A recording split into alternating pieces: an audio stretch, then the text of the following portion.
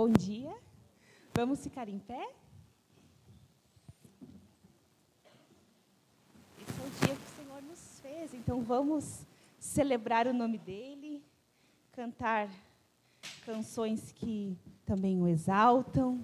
Então solte a sua voz para juntos nós adorarmos ao nosso Deus.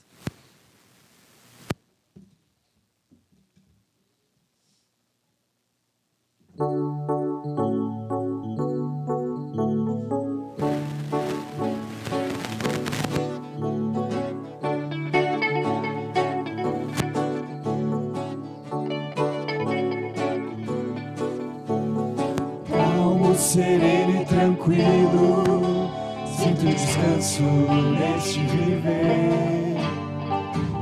Isso devo ao amigo, e só por ele eu pude obter. Ele é Jesus, meu amigo, meu Senhor, o Salvador. Só por ele ganhei a vida eterna com Deus. Com Deus, triste foi sua história, levada à cruz sem pecado algum. Só porque me amou, morreu por mim e não hesitou. Ele é Jesus, meu amigo, meu Senhor, o Salvador. Só por ele ganhei a vida eterna com Deus, com Deus. Ele é Jesus, meu amigo, meu Senhor, Salvador. Só por ele ganhei a vida eterna com Deus, com Deus, com Deus.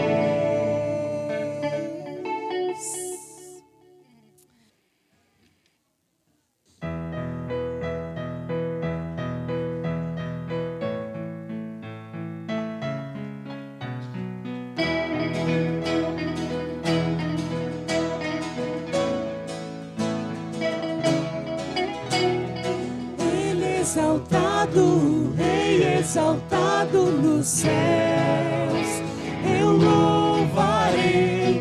Ele exaltado, para sempre exaltado, seu nome louvarei.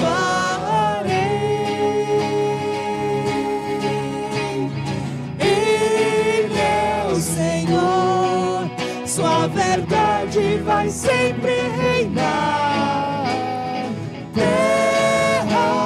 Céus glorificam seu santo nome.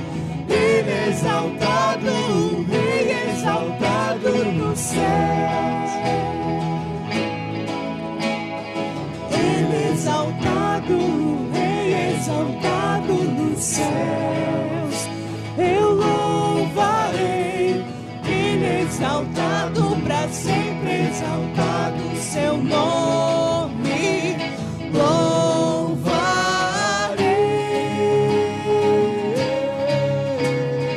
Ele é o Senhor, sua verdade vai sempre reinar. Terra e céus glorificam seu santo nome. Ele é exaltado, Rei exaltado nos céus. Ele é exaltado, Rei exaltado nos céus. Aleluia. Exaltado, Rei exaltado nos céus. Exaltado seja o nome do nosso Deus.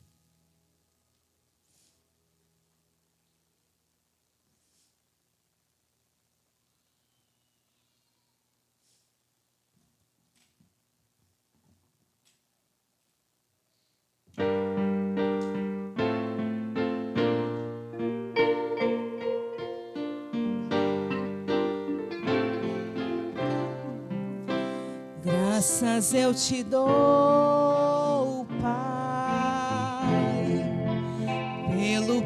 preço que pagou, sacrifício de amor que me comprou, ungido do Senhor.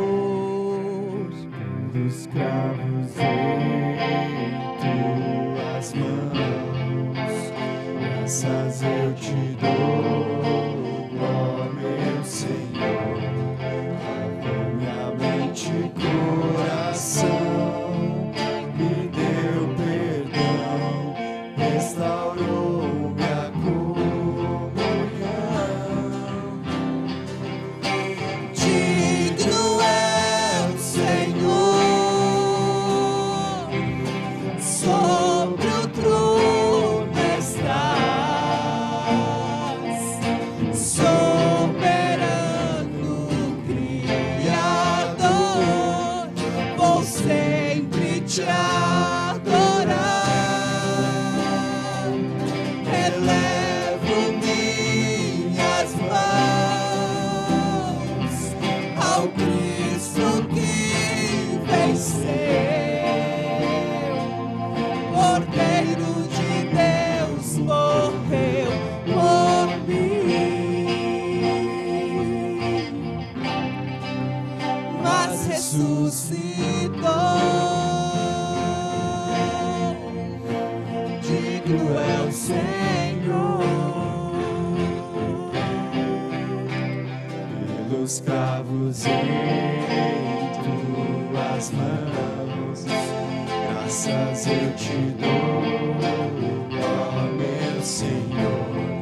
Lavou minha mente e coração, me deu perdão, restaurou minha comunhão. Digno é o Senhor, sobre o trono estás,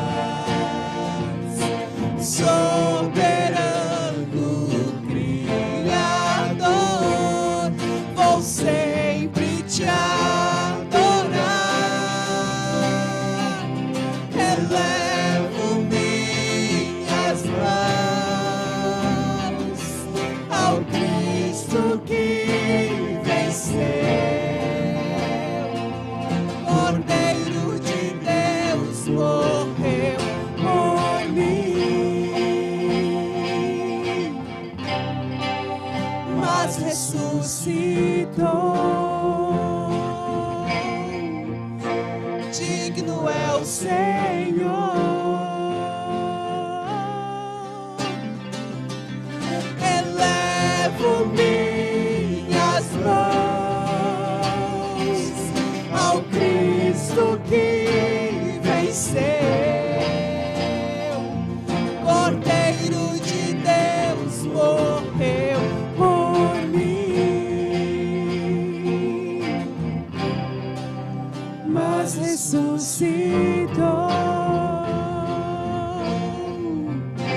Digno é o Senhor, mas ressuscitou. Digno é o Senhor.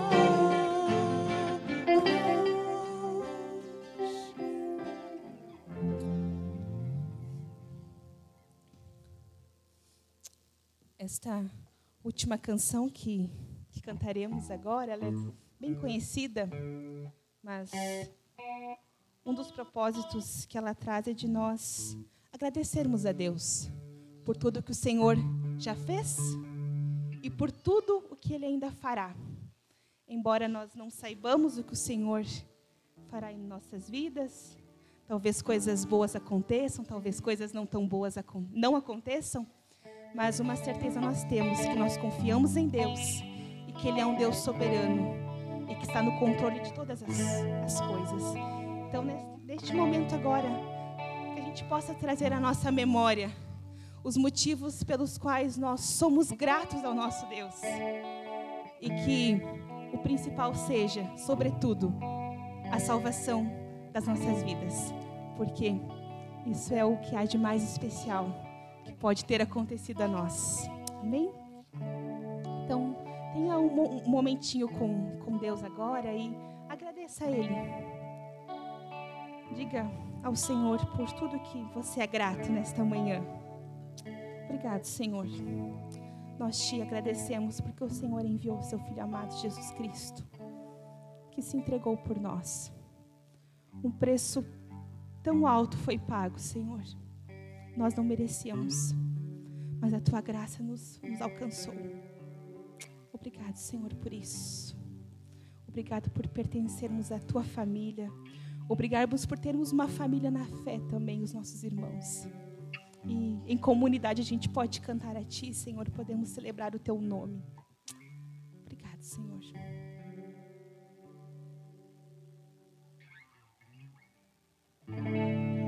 Por tudo que tens feito, por tudo que vais fazer, por tuas promessas e tudo que és, eu quero te agradecer com todo o meu ser. Por tudo que tens feito, por tudo que vais fazer, por tuas promessas e tudo que és, eu quero te agradecer com todo o meu ser. Te agradeço, Mulheres, te agradeço, meu Senhor. Te agradeço, meu Senhor. te agradeço por me libertar e salvar, por ter morrido em meu lugar. Te agradeço, Jesus, te agradeço, eu te agradeço, te agradeço, te agradeço, meu Senhor. Te agradeço, meu Senhor. Te agradeço, meu Senhor. Te agradeço por me libertar e salvar, por ter morrido em meu lugar. Te agradeço, Jesus, te agradeço, eu te agradeço, te agradeço. As vozes. Te agradeço por me libertar e salvar, por ter morrido em meu lugar. Te agradeço, Deus, te agradecemos, Senhor. Jesus, te agradeço, eu te agradeço, te agradeço.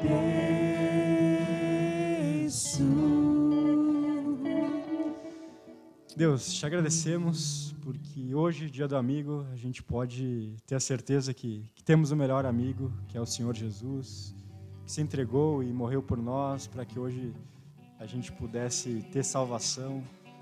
E é graças a Ti que a gente pode se reunir aqui como igreja para Te engrandecer, para Te glorificar, para Te louvar. Então, fala com nós através da Tua palavra agora nesse momento, fala com as crianças lá em cima também. Desde cedinho elas venham a entender quem o Senhor é e entregar a vidinha delas a Ti. E nós também, Deus, que Tua palavra caia realmente em solo fértil, frutifique e que dia após dia nos tornemos mais parecidos com esse grande amigo que a gente tem, que é o Senhor.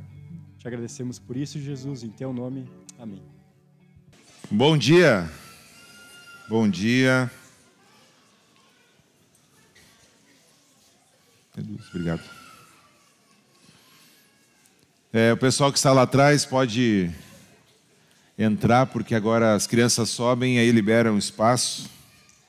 Então fiquem à vontade para entrar. Muito bem, nós temos feito a nossa série a respeito dos retratos da pessoa de Jesus, as muitas formas como a palavra de Deus se refere ao nosso Senhor, o Salvador. E hoje eu gostaria que você imaginasse, sabe aqueles filmes de guerra? Eu gosto muito de filme de guerra. Eu não posso nem assistir muito, porque eu começo a ficar meio querendo lutar já. Mas eu gosto muito de filmes, né, de guerra, e aquela questão da estratégia, e as batalhas épicas que acontecem, né, nos filmes. E hoje nós vamos estudar um pouquinho, claro que só arranhar a superfície por causa do nosso tempo, a respeito de uma batalha que não será uma batalha de ficção, mas será uma batalha real. E todos os olhos verão, todos nós veremos, as pessoas que viveram antes de nós, talvez as pessoas que viverão depois de nós, testemunharão a respeito dessa grande batalha. Porque hoje nós vamos falar a respeito da última cena da história que está para acontecer. Nós vivemos os últimos dias antes da volta do nosso Senhor Jesus, quando Ele vai, então, como veremos aqui, terminar com o mal, derrotar os seus inimigos, e o novo céu e a nova terra, então, onde nós iremos habitar com Ele, e vai ser uma eternidade maravilhosa para aqueles que o amam. Então, o retrato de Jesus de hoje é esse que está projetado aí, sobre o cavaleiro do cavalo branco, ou o juiz que vem para julgar as nações. Então, se você ainda não abriu a sua Bíblia, quero te convidar a abrir lá em Apocalipse, capítulo 19, nós vamos ler dos versículos 11 até o 21. Apocalipse 19, 11 até o 21. E como de costume, se você está colocando aí no seu celular o texto bíblico, já aproveita e coloca no modo avião, para não haver nenhuma interrupção, distrações e etc., né? Apocalipse 19, do 11 até o 21. Diz assim, então, a palavra de Deus. Vi os céus abertos e diante de mim um cavalo branco, cujo cavaleiro se chama Fiel e Verdadeiro. Ele julga e guerreia com justiça. Seus olhos são como chamas de fogo, e em sua cabeça há muitas coroas e um nome que só ele conhece, e ninguém mais. Está vestido com um manto tingido de sangue, e o seu nome é Palavra de Deus. Os exércitos dos céus o seguiam, vestidos de linho fino, branco e puro, e montados em cavalos brancos. De sua boca sai uma espada afiada com a qual ferirá as nações. Ele as governará com cetro de ferro.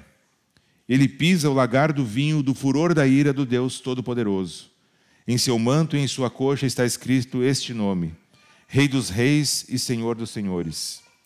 Vi um anjo que estava em pé no sol e que clamava em alta voz a todas as aves que voavam pelo meio do céu: Venham, reúnam-se para o grande banquete de Deus, para comerem carne de reis, generais e poderosos, carne de cavalos e seus cavaleiros, carne de todos, livres e escravos, pequenos e grandes. Então vi a besta, os reis da terra e os seus exércitos reunidos para guerrearem contra aquele que está montado no cavalo e contra o seu exército. Mas a besta foi presa, e com ela o falso profeta, que havia realizado sinais miraculosos em nome dela, com os quais ele havia enganado os que receberam a marca da besta e adoraram a imagem dela. Os dois foram lançados vivos no lago de fogo, que arde com enxofre. Os demais foram mortos com espada que saía da boca daquele que está montado no cavalo. E todas as aves se fartaram com a carne deles. Vamos orar mais uma vez, gente? Senhor nosso Deus, muito obrigado pelo tempo que já tivemos aqui, de adorar o Senhor, de louvar o Senhor com canções que falam tantas verdades a teu respeito, Senhor. Obrigado porque agora nós temos a tua palavra aqui diante de nós. A minha oração é que o teu Espírito Santo nos capacite neste momento, Senhor, a entendermos aquilo que o Senhor quer falar com cada um de nós.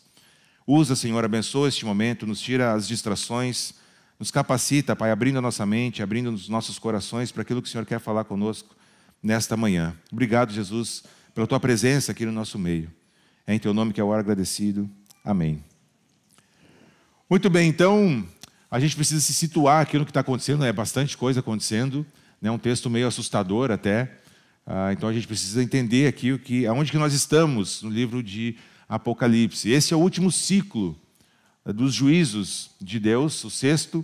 E aqui então João, né, ele apresentou lá no capítulo 12, ele começa falando então a respeito de Satanás primeiro. Aí depois ele fala da besta que sai do mar, a besta que sai da terra, no capítulo 13. E aí por último ele fala sobre a grande prostituta, no capítulo 17, certo? Isso é importante porque agora, depois do capítulo 17, ele começa a fazer um caminho inverso de derrotas de todos esses inimigos de Deus. Então, a prostituta vai ser derrotada primeiro, depois na forma da Babilônia, como é chamada aqui, no capítulo 18. Aí depois a besta e o falso profeta, aqui no capítulo 19, que é o texto que nós lemos. E no capítulo 20, depois você pode ler em casa, nós temos então a derrota, o aprisionamento de Satanás, né, no capítulo 20. No capítulo 19 que nós lemos, imediatamente antes desse texto que nós lemos, se você passar os seus olhos aí, você vai ver que o texto fala a respeito de uma festa, que é chamada de as bodas do Cordeiro, ou seja, quando Jesus vem e encontra a sua noiva, quem é a noiva de Cristo? A igreja, os salvos, aqueles que creem. E então há uma grande festa, uma festa no céu, um banquete, uma festa de casamento, porque enfim a noiva e o noivo estão agora juntos, né? Este evento é chamado de as bodas do Cordeiro. Então a igreja se alegra porque finalmente agora vai haver descanso, vai haver paz, vai haver alegria eterna, não vai mais haver luta contra o pecado, nem tristeza, nem choro. Então é um momento de muita alegria, do versículo 1 aí até o 10. Se você quiser, eu incentivo também você a ler em casa depois esse capítulo todo, 19 e os demais adiante, porque são textos que falam a respeito, como eu falei no início, de um filme real e que nós estamos prestes a viver. Não sabemos quanto tempo ainda resta para que Jesus volte, para que isso aconteça. Pode ser inclusive hoje, pode ser daqui 1000 anos, não sabemos. Mas o fato é que dessa história, como nós cantamos não hoje, mas em outras músicas, dessa história nós sabemos o fim. Aqueles que creem têm esse destino certo. Então, João está fazendo esse relato de cada um dos inimigos sendo derrotados. E aí no capítulo 19 ele abre um parênteses, porque quando Jesus abre os céus, então tem esse encontro, né, de Jesus com a sua noiva. E aí então ele fala a respeito mais detalhadamente do cavaleiro do cavalo branco, que não é o mesmo cavaleiro do cavalo branco que tem numa passagem anterior ali de Apocalipse, onde tem vários cavaleiros, cada um de uma cor, né? Aquele é um outro cavaleiro branco, esse aqui é o cavaleiro do cavalo branco, que é o Senhor Jesus. E aí então essa mensagem ela vai ser organizada em 3 pontos, né? Que vai falar a respeito do cavaleiro vencedor, então dos versículos 11 ao 14, depois a destruição de todo o mal, dos versículos 15 ao 18, e por fim o aprisionamento eterno dos inimigos de Deus, dos versículos 19 até o 21. E obviamente que nós não podemos continuar sem termos a nossa proposta, a nossa rima, né, para esta manhã. E ela vai dizer assim: no cavalo branco o rei vem para julgar com poder sem igual, vencendo o mal e seus inimigos na batalha final. Certo? Então vamos ver cada uma desses pontos. E o primeiro é justamente o cavaleiro vencedor, versículos 11 até o 14. João começa dizendo que vi os céus abertos e diante de mim um cavalo branco, cujo cavaleiro se chama Fiel e Verdadeiro. Só aqui, gente, nós teríamos muita coisa para ver, certo? Só nessa afirmação a respeito de João. Mas como eu comentei aqui, João entra então no 6º ciclo de visões, né, em Apocalipse. Nós temos que sempre lembrar, como eu disse, não na mensagem do domingo passado, que foi o Olavo, na outra, que Apocalipse mistura muitos simbolismos, né? Nós temos que entender, às vezes, os números, por exemplo, aquilo que João está vendo, a gente não pode interpretar tudo literalmente, porque não vai ter nenhum sentido. Então, o tipo de escrita de Apocalipse, ela mistura símbolos com a realidade para transmitir, então, uma mensagem. E João vê, então, esse cavalo branco, né? E o branco já representa a vitória. Os reis, quando iam guerrear nos dias de Jesus e até antes, normalmente se usava um cavalo branco ou para a batalha ou para aquele desfile da vitória. Quando ele voltava vitorioso da batalha, era geralmente um cavalo branco. O cavalo representa esta vitória, né? Da conquista numa batalha. E aí, então, João, que está lá na ilha de Patmos, né? Lembra, exilado, sozinho, ele vê esse retorno do Mestre. E eu, assim como na outra mensagem, eu queria que vocês se colocassem no lugar de João. Que lembram que João estava exilado, sozinho, ele não tinha a comunidade de fé, ele não tinha os seus irmãos, haviam outras pessoas na ilha de Patmos, mas não com quem ele podia se relacionar como cristão. E aí, então, assim como da outra vez, agora João vê novamente o Senhor Jesus, aquele com quem ele andou por 3 anos, aquele a qual ele recostou a cabeça, aquele que era tido como o discípulo amado por Jesus, vê o seu mestre agora voltando num cavalo branco. Imagina a alegria que João sentiu neste momento ao ter essa visão.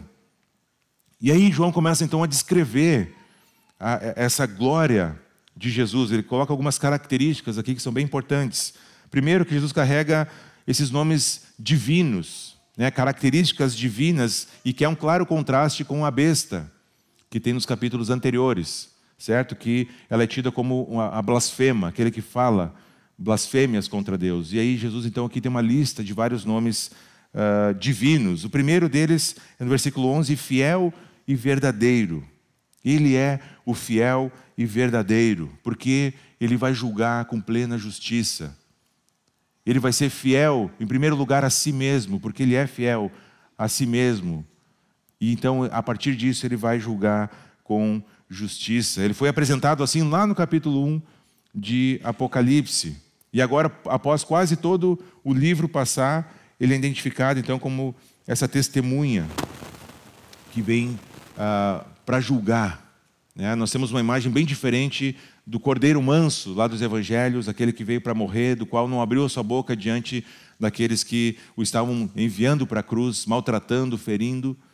Agora Jesus vem montado num cavalo branco, com características de um guerreiro, para julgar com justiça. E isso inclui seus olhos de fogo. Novamente, lembram lá no capítulo 1, quando Jesus aparece, ele tem olhos de fogo. Lembra aquela imagem que eu gerei por IA? Eu não gerei imagem hoje, porque senão ia ter gente que não ia dormir. Eu gerei umas imagens dizendo outra mensagem, o pessoal ficou meio assustado com Jesus. É o que o texto está dizendo aqui, não sou eu que estou inventando. Olhos de fogo quer dizer que Jesus enxerga todas as coisas, certo? Ele sabe aquilo que está no meu e no seu coração, na minha e na sua mente, nas minhas e nas suas motivações. Jesus conhece todas as coisas, isso representa os olhos de fogo. É a sua capacidade de julgar os corações humanos com justiça, com fidelidade, com clareza. Nada fica oculto diante do Senhor dos Exércitos. E aí então o versículo 12, João vai dizer que tem muitas coroas, né? Dependendo da sua versão, vai estar muitas diademas, né? Muitas coroas na cabeça de Jesus. Isso indica a legitimidade, que ele é vitorioso, que ele é mais do que um simples rei. Ele tem várias coroas, ele é o rei dos reis, ele tem autoridade sobre os reis, porque ele é o rei dos reis. Ele recebeu essa autoridade do Pai. Ele está sentado à direita do Pai. Então, ele é o rei dos reis, está acima dos reis. E aqui João diz que há um nome, né, que só ele conhece e mais ninguém. Né? Na sua cabeça, muitas coroas e um nome que só ele conhece e mais ninguém. Isso no versículo 12. Além de todos os títulos possíveis, tem até uns quadros por aí, né, com todos os nomes a respeito de Jesus, né? O Senhor, o Salvador, o Messias, o Cristo, né? O Rei dos Reis, o Senhor dos Senhores. Além de todas essas referências que a Bíblia faz, João está dizendo que tem um que a gente não conhece, tem um que só ele conhece. Isso demonstra que Jesus é maior do que qualquer descrição que se possa fazer. Demonstra que Jesus ele não cabe no nosso entendimento, que ele ele excede o entendimento humano. Isso significa que durante toda a eternidade nós não vamos esgotar o conhecimento a respeito de Jesus. Parou para pensar nisso? Toda a eternidade, que nunca vai acabar, nós nunca iremos esgotar o conhecimento a respeito da pessoa de Jesus.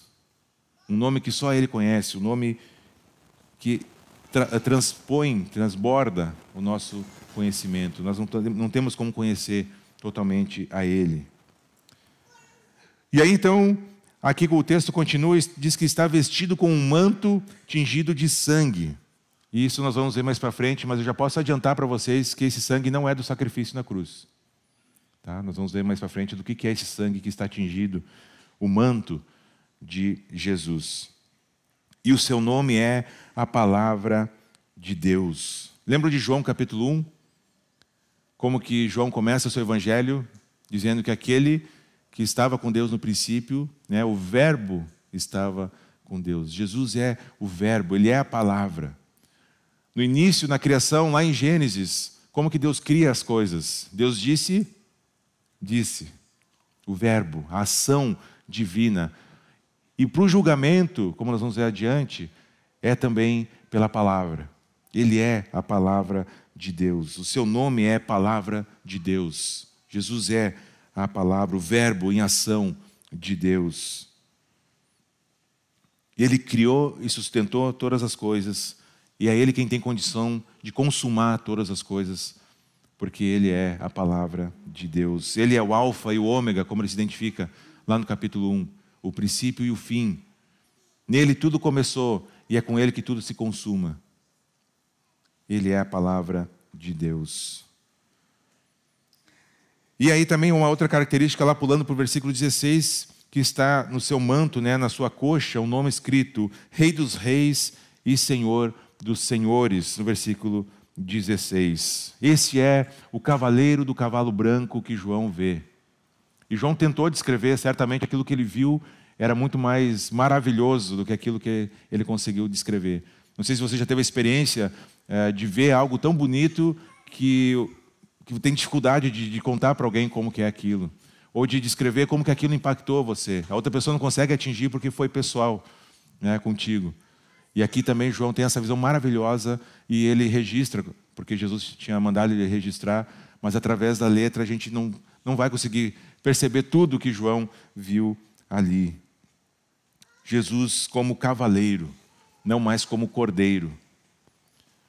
Jesus não voltará como cordeiro manso, mas como o justo juiz. Jesus não vai voltar para ficar calado diante daqueles que fazem mal, mas vai voltar para julgar as nações como um leão, não mais como um cordeiro manso. E aqui entra uma questão de perspectiva errada, às vezes, que nós temos a respeito do Senhor Jesus. Aquela imagem, na outra mensagem que foi gerada por Iá, aquelas imagens que eu postei aqui, elas nos assustam, porque muitas vezes nós ficamos só com uma parte de quem Jesus é.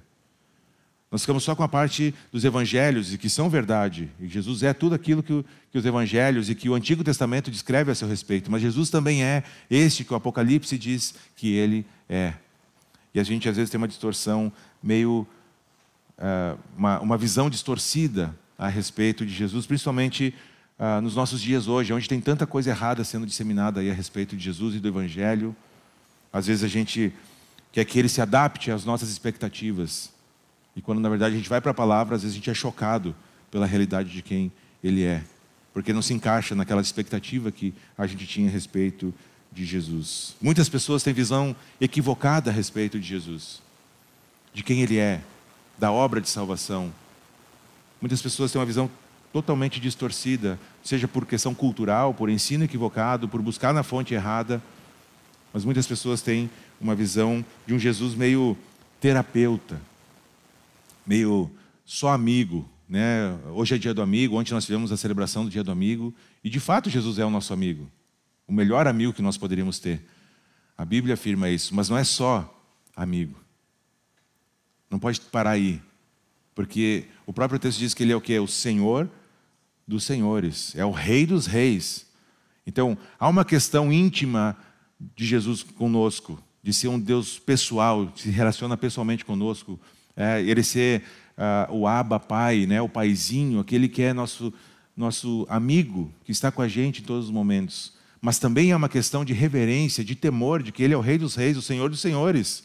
E eu estou diante de alguém que pode não só, como Ele mesmo afirma, matar o corpo, mas mandar a alma para o inferno. Então, os dois extremos, ficar só com um está errado e só com o outro também está errado. Nós precisamos ter uma visão equilibrada a respeito de Jesus. Jesus não pode ser reduzido às nossas expectativas. Jesus não pode ser encaixado naquilo que nós achamos a respeito dele. Nós temos que encaixar a nossa visão naquilo que a palavra diz a respeito dele. Uma visão correta de quem ele é. Ele é o cavaleiro do cavalo branco, o juiz, aquele que virá em glória, que virá em verdade, que vem para reinar. Ele já reina, obviamente, como Rei dos Reis. Nós já experimentamos o reino de Deus, mas ainda não na sua plenitude. Ainda não estabelecido completamente. Ele um dia reinará fisicamente, visivelmente, com o seu povo. E uma implicação prática, quase que consequente de tudo isso, é que nós precisamos submeter a nossa vida a este Rei dos Reis. Ele é o nosso amigo, mas Ele também é o Senhor. E se Ele é o Senhor, há alguém aqui que não é Senhor. Se Ele é o Senhor, há alguém que manda. E há alguém que não é Senhor e que obedece. Se Ele é o Rei dos Reis, então há alguém que é merecedor da adoração. E alguém que não deve ser adorado, pelo contrário, deve adorar. A Bíblia diz que Ele é este Rei dos Reis e Senhor dos Senhores. Compete a cada um de nós colocar as nossas supostas coroas de glória, que nós às vezes achamos que temos, algum mérito em alguma coisa, aos seus pés e dizer: Jesus, toda a glória é tua, a minha vida é tua. O Senhor deve ser glorificado e honrado através da minha vida. O Senhor é que tem que viver através de mim, porque não sou mais eu quem vivo, mas agora é Cristo, é tu que vive em mim. Reina sobre o meu coração, governa a minha vida. Agora presta atenção, porque ao falar isso para alguém, nesse caso Jesus, isso implica em ação.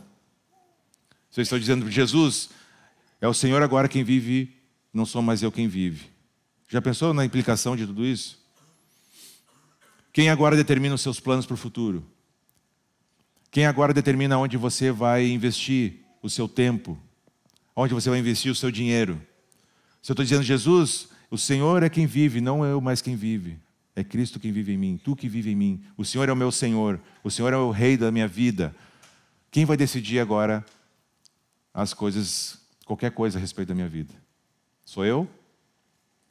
Se eu continuar decidindo, se eu continuar buscando, se eu continuar fazendo aquilo que eu acho que é melhor para mim, que eu acho que eu devo fazer porque sim, porque eu sinto prazer nisso e me dá vontade de fazer, então Jesus não é o Senhor. Ninguém pode amar dois senhores. Ele mesmo disse isso.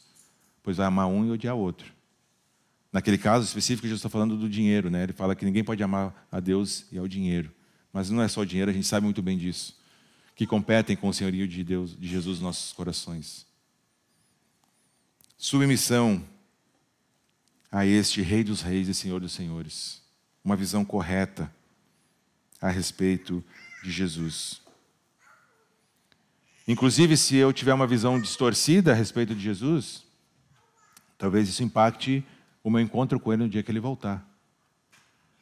Então eu preciso acertar o foco, a minha visão, para ver de acordo com aquilo que a palavra ensina a respeito de Jesus, para que aquele dia em que Ele voltar em glória, talvez eu não seja surpreendido negativamente, porque eu tinha uma visão totalmente distorcida, eu não busquei saber a visão correta a respeito dele. E aí pode ser tarde demais. Uma outra característica que João deixa muito claro aqui é que os exércitos celestiais o seguem. Versículo 14. Os exércitos que estão no céu seguem Jesus montados em cavalos brancos, em roupas de linho fino. Né? Isso significa pureza, limpeza. Né?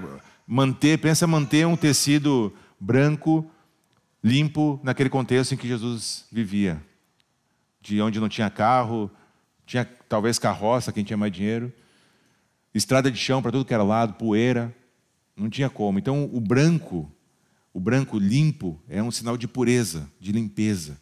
E todos aqueles que seguem a Jesus, alguns que dizem que são anjos, outros dizem que são todos os remidos, os salvos, e tem gente que diz que é tudo isso junto. O que é mais provável aqui é que seja todo mundo junto. Abraão, Isaac, Jacó, Elias, Eliseu, Paulo, João, Mateus, espero nós todos. Aí cada um tem que pensar. Todo esse exército segue a Jesus. No Antigo Testamento é interessante porque o exército do céu, ele se refere aos anjos. Mas aqui algumas palavras que João escolhe dão a ideia de que é uma mistura, não só anjos, mas são também os remidos, os salvos, os santos, aqueles que Jesus resgatou para si. E eles estão, então, lavados, remidos, usando a armadura de Jesus, que nesse caso aqui da visão é um manto limpo, branco, de linho, montados em cavalos brancos, cavalos alados. E então esse exército vai descer com Jesus, os salvos que estiverem em Cristo vão descer com ele nas nuvens. É isso que João está afirmando aqui, montados nos cavalos brancos.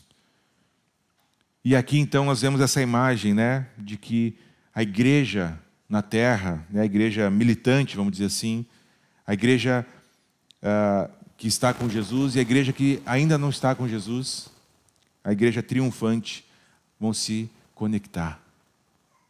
Aqueles que morreram em Cristo, aqueles que estão vivos quando Cristo voltar, vão se juntar nesse grande exército. E aí então nós somos levados ao segundo ponto dessa mensagem, que é exatamente a destruição de todo o mal. Então João descreveu tudo aquilo a respeito do cavaleiro do cavalo branco. E agora ele começa a falar o que o cavaleiro do cavalo branco vai fazer. A ação desse cavaleiro do cavalo branco. Então aqui nós temos essa ação julgadora de Jesus. Ou seja, Jesus agindo em juízo. Jesus na segunda vinda, ele não vai vir para salvar. Ele vai vir para condenar. Para estabelecer juízo. Para separar as ovelhas dos bodes, o trigo do joio. Aquilo que parece ser com aquilo que realmente é. Jesus vai fazer essa separação quando ele voltar. E aqui nós temos alguns aspectos para prestarmos mais atenção. Primeiro, a espada afiada que sai da sua boca. Assim como lá no capítulo 1 de Apocalipse, essa espada que sai da boca de Jesus, então é a sua palavra.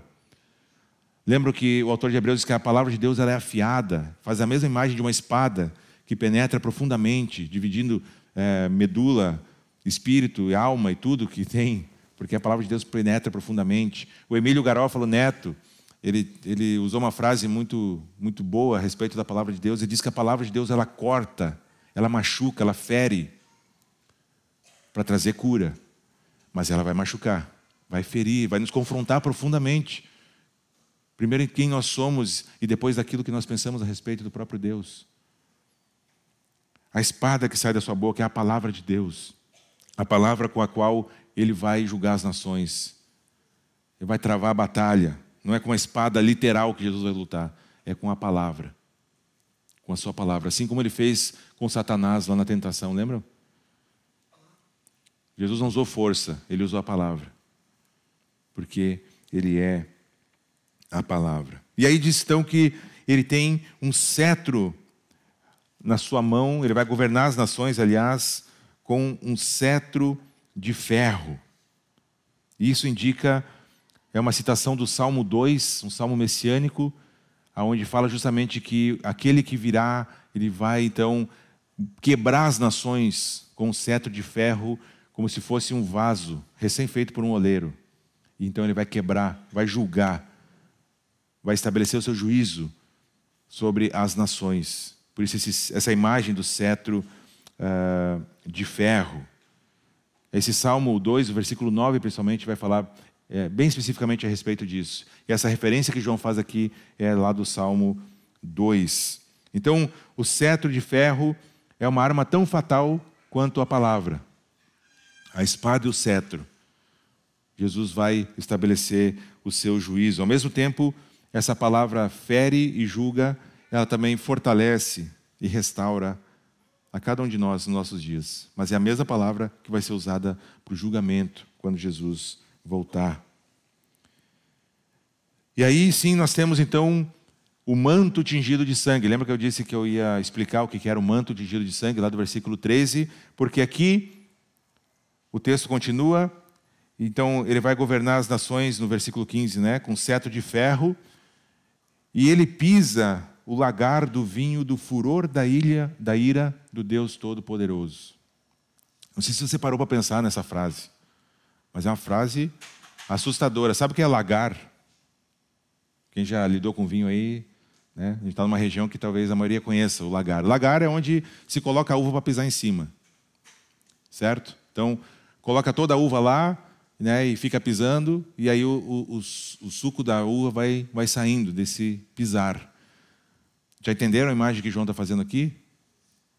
Jesus é aquele que pisa o lagar do vinho do furor da ira do Deus Todo-Poderoso. Jesus é aquele que vai colocar as nações no lagar, todos os seus inimigos, aqueles que perseguiram a igreja, aqueles que estavam contra Jesus no sistema do anticristo, que nós vemos em todo o livro de Apocalipse, aqueles que não se renderam ao seu senhorio, aqueles que não entregaram a vida para Jesus. Todo esse povo vai estar num lagar, e Jesus é quem pisa, e o seu manto está tingido de sangue, não da salvação, mas os inimigos de Deus esmagados no lagar.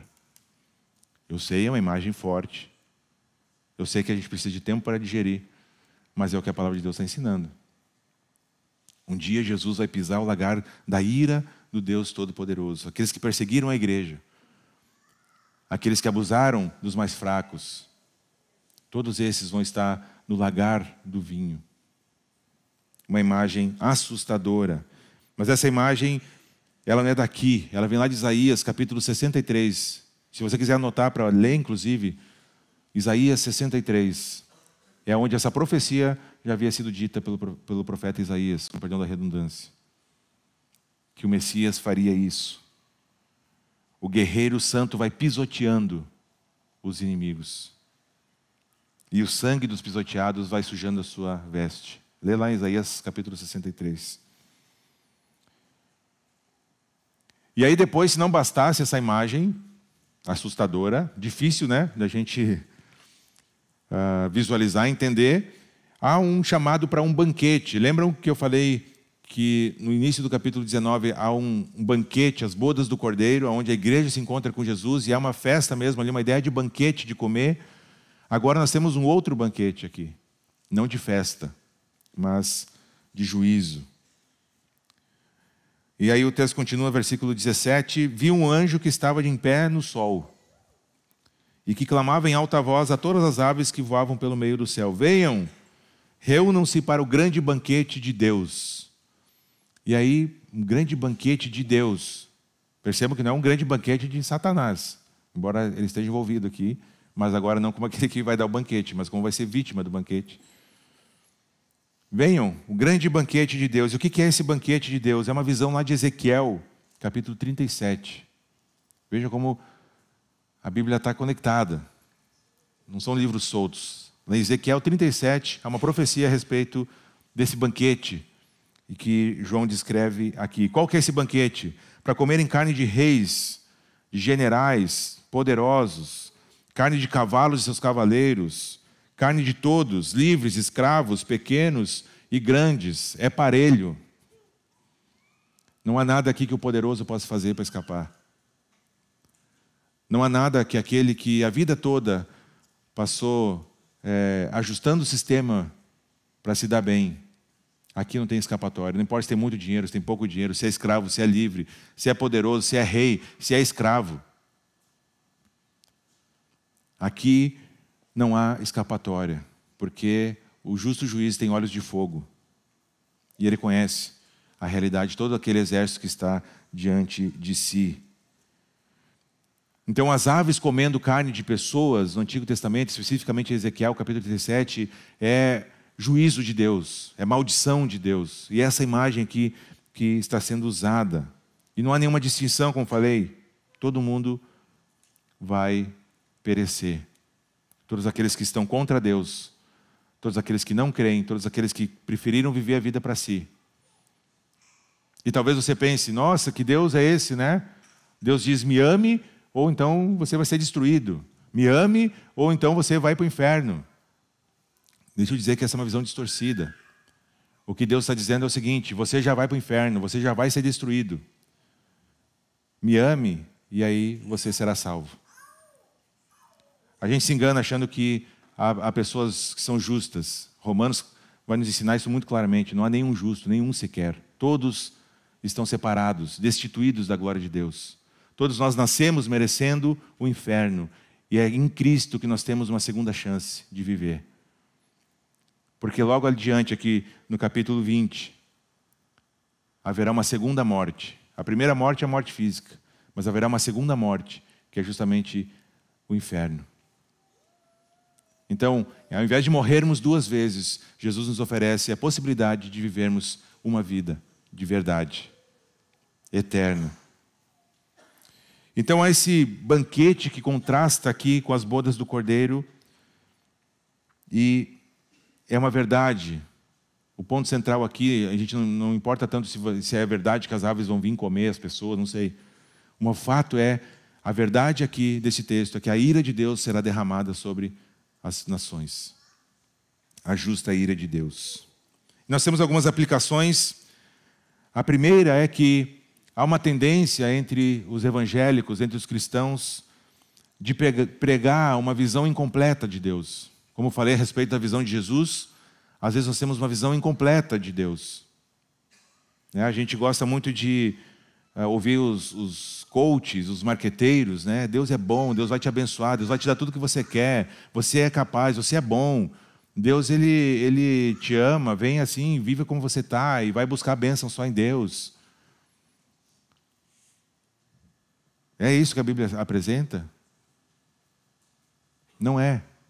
A gente tem que ter muito cuidado, porque isso massageia o nosso ego, isso massageia aquilo que a gente gostaria de ouvir, isso é bom de ouvir, mas não é verdade. Não é verdade.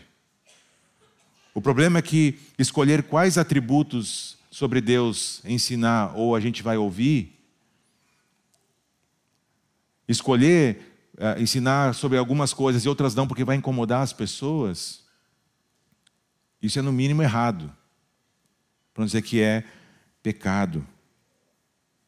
Apresentar uma pessoa sem contar quem é essa pessoa na sua totalidade é incorreto, principalmente quando se trata a respeito do Rei dos Reis, do Deus Todo-Poderoso. Então nós precisamos lembrar que Deus é amor, de fato Deus é amor, mas Deus também é justiça, Deus também é ira. Tem uma ira que é santa, que não é pecaminosa. Deus também se ira, como muitas vezes a gente vê, principalmente no Antigo Testamento. Deus é bom, mas Ele também é justo. Deus, Ele é misericordioso, mas não vai deixar passar ninguém ileso diante da sua santidade. Alguém que peca, alguém que não está nem aí para Deus, alguém que constantemente insiste em viver uma vida que confronta a Deus, a sua santidade e a sua palavra. Isso não vai passar batido diante de Deus.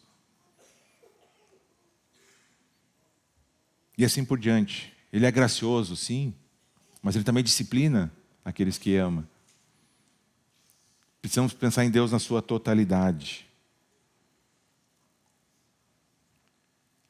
Talvez muita gente vai sair correndo quando Jesus voltar em glória, porque tem uma visão tão distorcida a respeito de Jesus que não vai reconhecer quando Ele vier.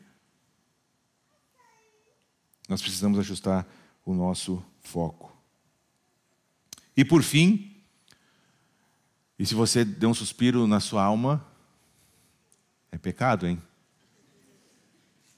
Por fim, as palavras mais aguardadas, né, quando a gente está ouvindo o pregador, é concluindo. Por fim, o terceiro ponto é o aprisionamento eterno dos inimigos de Deus. Versículos 19 até o 21. Dá um último respirado e vem comigo. E aí nós temos então a cena do Armagedon. Já ouviu falar no Armagedon? Tem até um filme com esse nome, né? A cena épica da batalha final. Está tudo ali. João está vendo as bestas, o exército da besta, Está vendo o exército celestial, Jesus em glória, o cavalo nos céus, o exército seguindo a Cristo, uma batalha épica, aquelas de filme que Hollywood fica no chinelo. E aí o que acontece? Uma grande batalha épica e sangue para tudo. Não sei na sua Bíblia, mas na minha não tem batalha. Não tem nenhuma batalha, sabe por quê? Porque Deus não tem ninguém à sua altura. Não há ninguém que possa batalhar com Deus na pessoa de Jesus. Não há nenhuma batalha. Lê comigo o texto aí.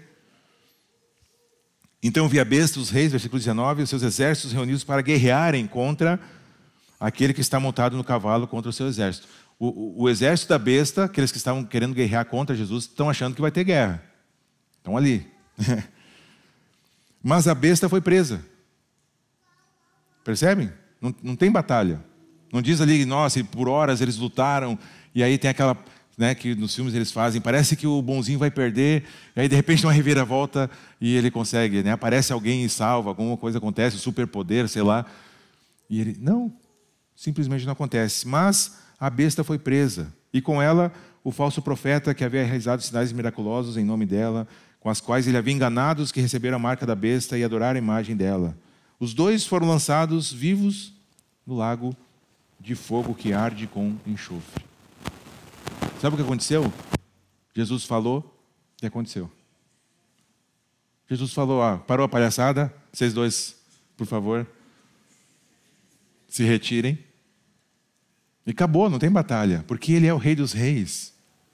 A gente às vezes tem essa imagem, né, de que o diabo ele é o inimigo de Deus, o arqui-inimigo, que é igual e que luta pelo mal. Não, o diabo é uma criatura, submisso a Deus inclusive. Não tem batalha, não tem ninguém que está à altura. E é uma curiosidade, William Hendrickson, é um comentarista a respeito de Apocalipse, ele diz: os exércitos inimigos acreditam que vieram por sua própria vontade para lutar contra Deus. Mas, na verdade, foi o próprio Deus quem os convocou para a batalha, a fim de executar o seu juízo. Eles acham que estão ali para lutar contra Deus, mas foi Deus quem trouxe eles ali para executar o juízo. Então não há batalha, não há inimigo. O que parecia essa cena épica não acontece. A vitória já havia sido conquistada por Jesus. A vitória já é de Jesus e dos seus. Nós ainda estamos vivendo o tempo em que a vitória não chegou, mas ela já aconteceu. Porque o próprio Deus está fora do tempo. Então a besta e o falso profeta são lançados ali, vivos no lago de fogo que arde com enxofre. E também uma visão de Isaías 66, esse lago de fogo e enxofre. É o lugar onde o anticristo, o falso profeta, todos os seus seguidores irão morar na eternidade. E aqui é uma outra verdade que a gente acredita, às vezes culturalmente, uma outra mentira, na verdade, de que o diabo ele é o Deus do inferno, né? Deus vai mandar no céu e o diabo manda no inferno. Não. Tá? O inferno também é para o diabo, para permanecer lá. Né? E a gente tem uma imagem, às vezes, de que lá vai ser a festa do diabo e no céu a festa de Deus. Não. Deus é o Deus do céu, Deus do inferno. Deus que criou o inferno. Deus que criou o diabo. Ele é o Senhor sobre todas as coisas, certo? E o restante do exército, então, foi morto com a espada que saía da boca de Jesus, a sua palavra. Acabou. Ele falou e acabou. E aí então as aves se fartam ali com a carne desse grande exército. Independente disso ser literal ou ser um simbolismo, a grande verdade, mais uma vez, é que nós teremos esse juízo da parte de Deus. Esse juízo ao qual nós caminhamos como humanidade. A história tem um fim. Este mundo tem um fim. A nossa vida tem um fim. Tem um propósito e tem um fim. Ou, na verdade, um propósito e um começo. Onde nós vamos passar a eternidade. Todos nós somos criados como seres eternos. Deus nos colocou a eternidade em nós. A grande questão é onde nós estaremos na eternidade. Só tem duas opções. Ou com Deus no céu, no novo céu e na nova terra, aliás, onde habita a justiça, ou no inferno. O inferno não é um lugar de aniquilação, as coisas não vão acabar. É um lugar eterno. É um lugar eterno. E claro que aqui tem muitas coisas que talvez venham na sua mente, mas quem que é o falso profeta? Quem que é a besta? O que é a marca da besta? É o chip? É o cartão de crédito? É o chat GPT? A gente não pode entrar em tudo isso aqui. O fato é que há um sistema todo que é anticristo. Tudo aquilo que se põe contra é anticristo. Certo? Então, a besta que sai do mar, a besta que sai da terra, há toda uma simbologia, há diversas exposições. Talvez um dia a gente consiga explorar isso com mais tempo, mais profundidade. Mas a questão aqui para nós todos, e com isso nós vamos encerrando. Você pensou? Nós precisamos olhar para esse texto com muita atenção. E o texto por seguinte, porque no versículo 11 do capítulo 20, se você adiantar um pouquinho a sua Bíblia, há aquilo que nós chamamos de o grande trono branco. João vê esse trono branco, o cavaleiro, o Senhor Jesus está assentado nesse trono, e diz que a terra e o céu fugiram da sua presença. E não se encontrou lugar para eles. E aí diz que o mar jogou seus mortos, a terra jogou seus mortos, entregou os mortos para serem julgados. E aí a própria morte e o inferno são jogados no lago de fogo. E Jesus julga, Jesus separa. Não há mais volta. Quando isso acontecer, gente, não tem mais caminho, não tem mais volta. Nós, os que cremos em Cristo, sofremos nesse mundo caído, sofremos com o pecado, sofremos com corrupção, sofremos com um sistema caído nesse mundo que é maldito por causa do pecado, sofremos com o pior inimigo de todos, que é nós mesmos, com as nossas inclinações para o mal, com os nossos pecados, nossos desejos pecaminosos que vão diretamente contra Deus e a sua palavra. Nós estamos sofrendo, nós lutamos as nossas próprias batalhas pessoais e também como comunidade, como povo de Deus. Há tantos irmãos nossos em outros países perseguidos, mortos, presos, passando fome, passando frio, passando necessidade porque creem em Cristo. Nós precisamos aguardar mais um pouquinho, perseverar mais um pouquinho. Esse texto aqui deveria nos encher de esperança, deveria nos fazer descansar e ao mesmo tempo trabalhar para a nossa santificação, trabalhar para que quando Jesus voltar sejamos encontrados fiéis, sejamos encontrados santificados pela sua palavra, obedientes à sua palavra, lutando contra o pecado, tendo vitória contra o pecado. Se você tem lutado contra o pecado, não desista. Não desista. Mas não lute sozinho também. Procure ajuda. Se tem alguma área da sua vida que está difícil, procure ajuda. Se o seu casamento está indo por água abaixo, não espera afundar. Peça ajuda. Se você tem sido escravizado por algum pecado, seja qual for, dinheiro, na área da sexualidade, pornografia, não sei, procure ajuda. Tiago diz que quando a gente confessa os pecados uns para os outros, a gente experimenta a cura. É restaurado. E às vezes a gente tem vergonha de abrir pecados, vive uma vida medíocre com Cristo, porque, gente, o pecado nos separa da comunhão com Deus. E talvez amanhã Jesus pode voltar. Como é que Ele vai te encontrar? Como é que Ele vai te encontrar? Aí não vai importar o seu diploma, ou os seus diplomas, a sua conta bancária, se a casa é própria alugada, se tem carro, se não tem carro, se... Não vai importar nada disso, gente. Vai importar o quanto você tem vivido em submissão ao Rei dos Reis. O quanto você tem lutado e vencido o pecado na sua própria vida. O quanto você tem tido um relacionamento vivo com Jesus. Jesus nunca quis religião. Ele criticou, inclusive, os religiosos. Ele quer um relacionamento pessoal, vivo, íntimo com cada um de nós. Nós temos que trabalhar para resolver o problema do pecado na nossa vida. Isso exige esforço. Não vai acontecer naturalmente. Tem um pecado na sua vida e você diz, Jesus, me livra desse pecado. E aí Ele te envia lá um irmão para conversar. E você conversa sobre o Grêmio, sobre o Inter. Não, sobre o Grêmio não vale a pena. Sobre futebol, sobre não sei o quê. arrodeia o toco, que ele diz, e não abre o coração. E aí você diz, Jesus, eu estou orando para você me curar, e por que o Senhor não me cura desse pecado? E Jesus quase que diz, te mandei aí a cura. Te mandei aí o socorro. Lute contra o pecado. Cada um de nós precisa avaliar a sua própria vida. Como tem andado, quem é Jesus para você, por que você se encontra domingo após domingo aqui na Aliança. Se você não conhece a Cristo, o que precisa? O que precisa mais para você buscar conhecer a esse Jesus? Ainda dá tempo para todos nós, para buscarmos santificação, para talvez entregarmos a vida para Jesus. Ainda dá tempo. Cada batida do nosso coração, cada respiração é uma nova chance que nós temos em Cristo de fazer isso. Mas um dia, o cavaleiro do cavalo branco vai voltar. Um dia, Jesus vai voltar como leão, como juiz, para julgar as nações, para julgar a mim e a você. E a grande pergunta é, como Ele vai nos encontrar? Como estaremos no dia em que Ele voltar? Avalie a sua própria vida. Acerte o que tem que acertar. Porque o cavaleiro do cavalo branco vem. Amém? Vamos orar, gente?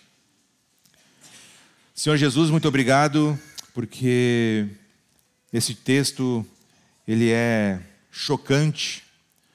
Talvez confronta, Senhor, as nossas visões culturais, até mesmo imaturas a respeito do Senhor, de como o Senhor é, de quem o Senhor é, de como o Senhor virá, o que o Senhor fará. Senhor, que Teu Espírito Santo nos convença onde temos pecado, que o Teu Espírito Santo toque em nossos corações. Que Teu Espírito Santo, Senhor, sonde a cada um de nós aqui, Pai, e nos traga a realidade de que se formos meros religiosos, Senhor, precisamos acertar as contas contigo. Se nós somos alcançados pela Tua graça, Senhor, e temos pecado, nós também precisamos acertar as contas contigo, Senhor. Constantemente nós somos chamados a morrermos para nós mesmos, a carregarmos a nossa cruz, a nos arrependermos de nossos pecados, Senhor, e vivermos uma vida contigo. Obviamente, Senhor, que tudo isso não é possível sem a Tua ação em nós. Nós não somos capazes de fazer nada sem Ti, Senhor. E, em primeiro lugar, somos gratos pela Tua graça e pelo Teu amor, que é constante, que é imerecido em nossas vidas. O Senhor tem nos dado tantas bênçãos, Pai, tantas coisas que nós não merecemos, de fato, muito mais do que nós precisamos para viver, Senhor. E tantas vezes nós esquecemos de Ti. Vivemos nossas vidas, nosso dia a dia, os nossos planos, objetivos, como se o Senhor estivesse aquém, fora do nosso convívio, fora de nossas vidas. Pai, tem misericórdia de nós. Nos ajuda, Senhor, a centrarmos nossas vidas em Ti. Que se de fato o Senhor é o nosso Senhor, de fato o Senhor é o nosso Salvador, o Rei dos Reis, há alguém, Senhor, que precisa se submeter, esse alguém é cada um de nós. Que nós possamos meditar nessa palavra, Senhor, pensando a respeito da Sua vinda, clamando, Senhor, vem, Senhor Jesus, vem nos buscar, mas ao mesmo tempo, Senhor, buscando santificação constante, para sermos encontrados fiéis, Pai, quando o Senhor voltar. Que cada um aqui possa avaliar o próprio coração, a própria vida. Se de fato tem um relacionamento com o Senhor, ou se de fato tem praticado religião vazia, e com isso não vai para o céu, Pai. Nos confronta com a Tua palavra. Que possamos meditar, reler, reavaliar, Pai, as nossas vidas à luz da Tua palavra.